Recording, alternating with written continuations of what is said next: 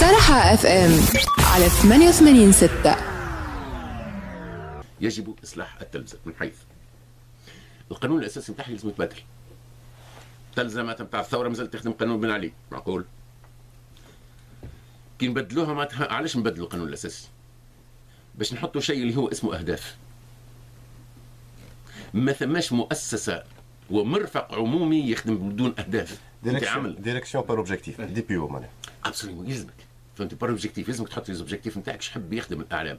الإعلام نتاعنا يلزم يخدم ما نعرفش انا فهمتي تنميه الديمقراطيه، يلزم يكون مساهم في الثقافه، يلزم يكون مساهم في التعليم،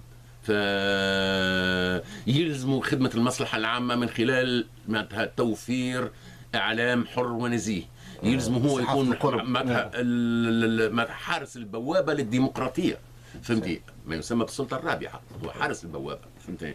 هذه مجموعه من الاهداف اللي نقول أنه مش أنه يقعد مدير عام ولا كذا، هذه خيارات واختيارات وطنية وبدون أقصاء الناس الكل.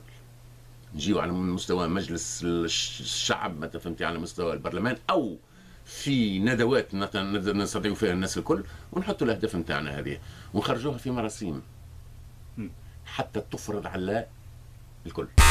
سرحة اف ام على 88.6.